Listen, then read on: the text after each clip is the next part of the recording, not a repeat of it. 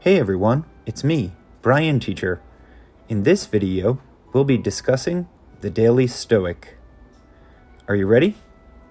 Then let's get started. October 30th.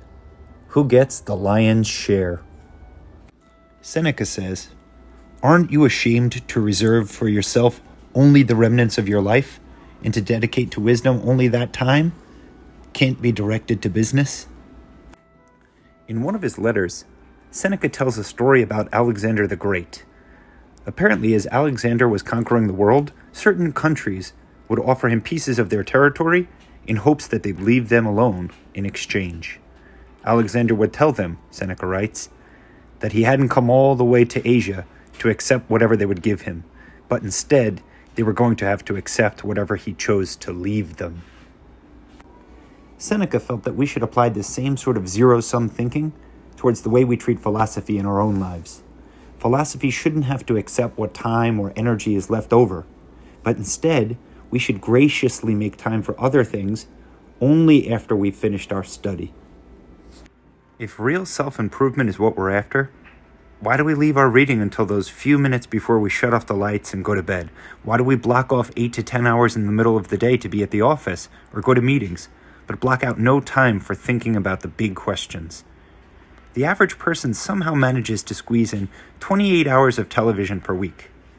But ask them if they had any time to study philosophy, and they will probably tell you that they're too busy. You've got to take a look at your priorities and your values, and spend major time with major influences and minor time with minor influences. It's okay to have pursuits that are sometimes considered trivial. That's fine. Just remember not to spend an untrivial amount of time with them. The October 30th reading really made me think about my time in university, right? I had a major and I had a minor. In our university system, our major is what we're focusing our study on, right? That's the largest amount of time investment that we're going to give and the thing that requires our most attention.